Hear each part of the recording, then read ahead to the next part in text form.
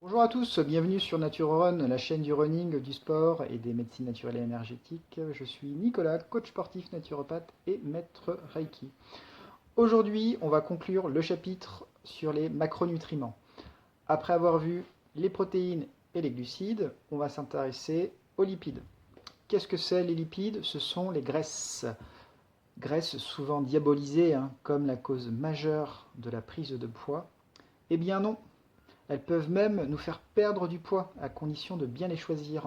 Au cours de la vidéo, je vais vous donner donc toutes les graisses à privilégier pour la perte de poids, mais aussi une méthode facile, simple et efficace qui vous permettra de calculer la quantité de lipides à consommer au quotidien.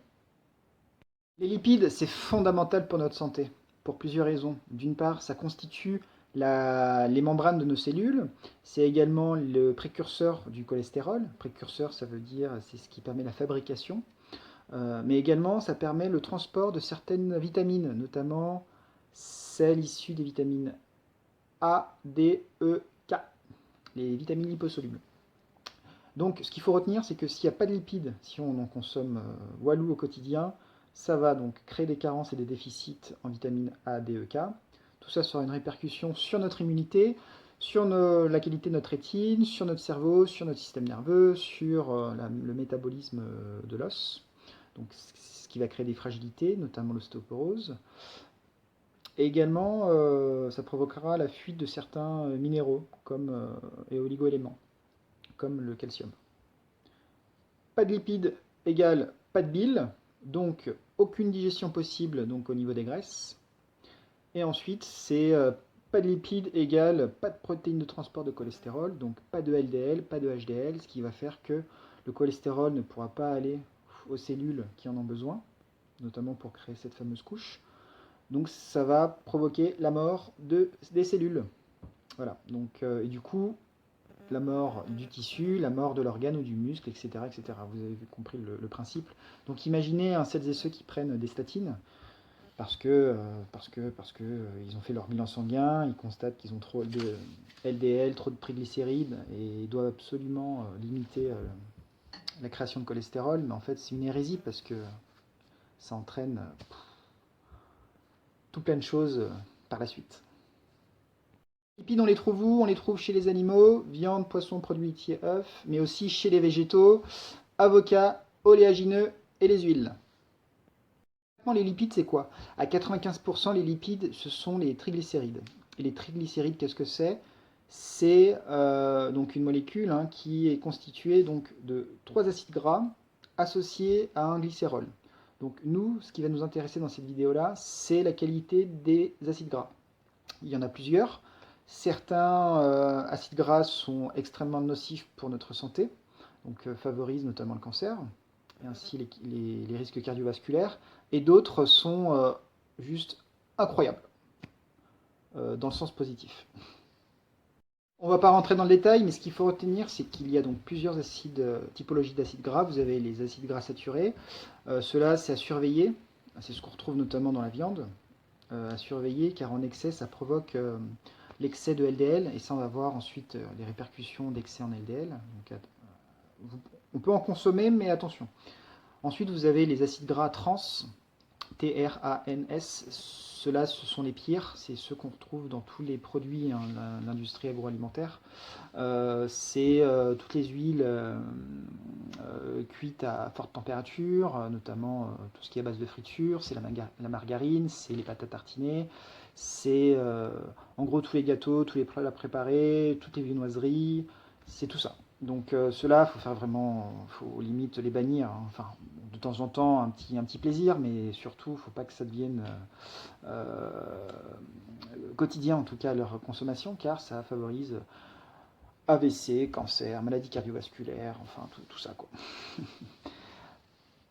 Vous avez donc les oméga 9, c'est l'huile d'olive, l'huile de noix, l'avocat également, donc c'est extrêmement bon, ça, aucun souci pour la santé. Vous avez ensuite les oméga 6, à modérer parce qu'ils sont quand même assez omniprésents dans notre alimentation. C'est l'huile de maïs, l'huile de tournesol, l'huile de pépin de raisin, l'huile de noix, en gros.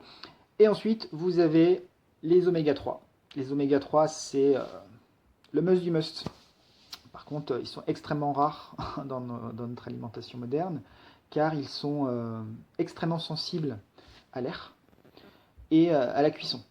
Donc, les seules façons d'en avoir, de ces oméga 3, c'est par le biais de certaines huiles et de certains poissons euh, dont la cuisson est faite à la vapeur. Donc, concernant les huiles riches en oméga 3, vous avez l'huile de lin, l'huile de chanvre, l'huile de cameline. Ça, vous pouvez tous les jours, et colza aussi, j'oubliais colza. Ça, vous pouvez tous les jours en consommer, c'est super bon. Par contre, attention, parce qu'après ouverture de ces huiles, vous avez jusqu'à un mois pour les consommer, sinon elles vont s'oxyder et elles vont rincir et elles vont être extrêmement pathogènes et néfastes.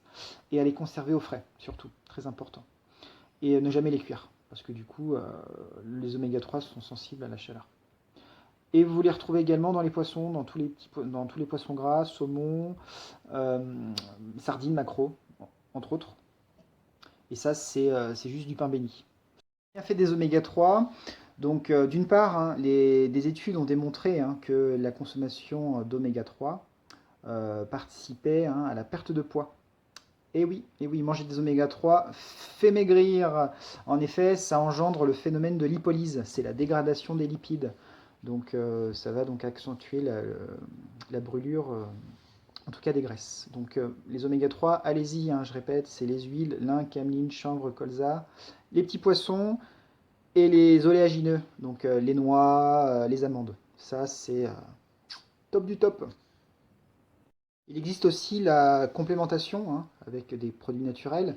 Je vais vous mettre un lien juste en dessous de la vidéo, donc dans la description de la vidéo, un lien sur lequel vous pourrez donc acheter de l'oméga 3 d'extrêmement de bonne qualité et naturelle pour favoriser donc la perte de poids pour celles et ceux qui le souhaitent. Ces autres propriétés, c'est donc action hypotenseur, ça fait baisser donc la tension artérielle, ça engendre également la diminution du LDL et participe à la hausse du HDL. Euh, c'est un anti-agrégat plaquettaire, donc ça lutte contre la formation de caillots, ça lutte également contre les plaques d'athérome, donc du coup c'est un anti-cancer par excellence et un anti-maladie cardiovasculaire plus. Donc c'est juste extraordinaire. Et en plus de ça, ça a une action anti-inflammatoire. Donc notamment chez le sportif, les oméga 3 favorisent la récupération musculaire, ne l'oubliez pas. Donc c'est vraiment un bijou, il faut vraiment en consommer, mais tous les jours. En gros, quelle quantité de lipides à consommer au quotidien? C'est très simple, si vous êtes sédentaire, la femme doit à peu près consommer 70 grammes de lipides par jour et l'homme 85 environ. D'accord. Et chez le sportif, les besoins sont revus à la hausse. La femme, elle passe de 70 à 100 grammes de lipides et l'homme passe de 85 à 115 grammes de lipides. Donc encore une fois, ce sont des moyennes. Écoutez-vous, c'est le plus important, on est tous différents. Ça se trouve que le sportif, au lieu d'en manger 115, juste 80, ça lui suffira amplement.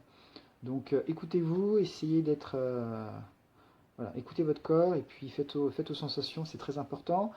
Et là de suite, je vais vous mettre donc une image, c'est un tableau d'équivalence qui vous permettra de faire vos calculs tranquillement chez vous.